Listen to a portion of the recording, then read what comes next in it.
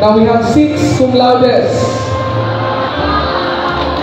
For the Bachelor of Elementary Education, cum laude, Reynalyn P. Antonio.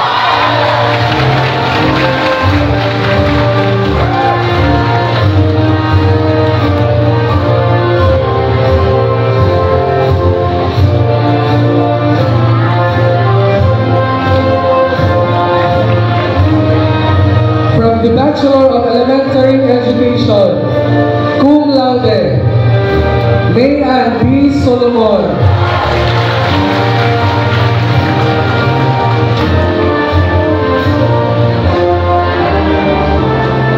At least 75% of your subjects or units in Lumipuan sa STI.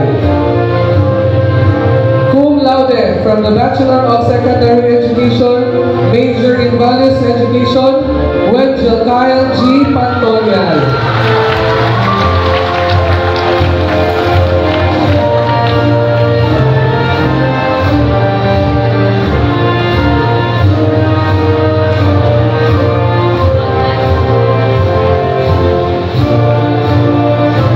Hindi sila walang grado below B- or B, and their average should be from 90 to 94.99%. Cum laude, Queenie Del S. Esteban.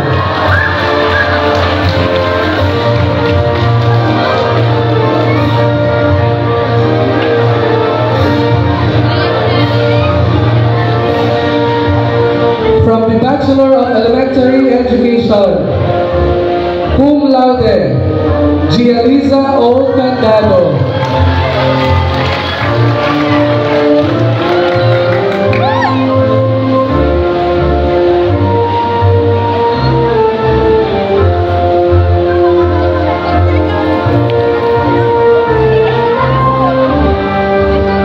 And the last cum laude from the Bachelor of Elementary Education, we have Henio T. Padis.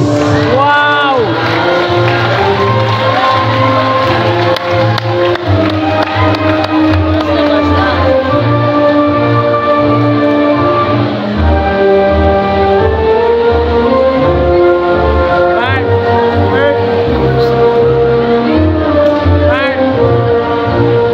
Now, we have also 2 magna cum laude awards.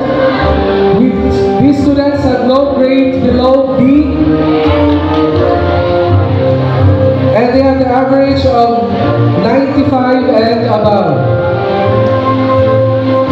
Wala nakasuman, pero at least may magna karong year. Magna cum laude from the Bachelor of Elementary Education, Dirigin L. Panagiton.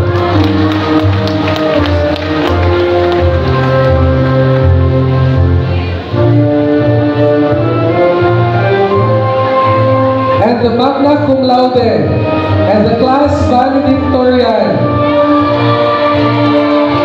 we have Alona G. Cabo.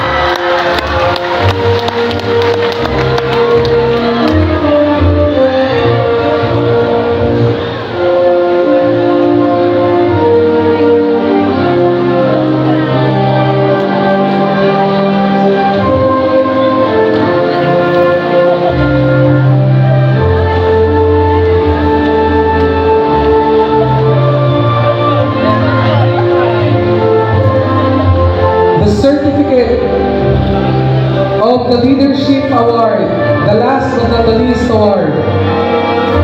This certificate is proudly presented to the name of the graduate in recognition of exceptional leadership, unwavering commitment, and outstanding service demonstrated in guiding, inspiring, and empowering others towards shared goals and achievement.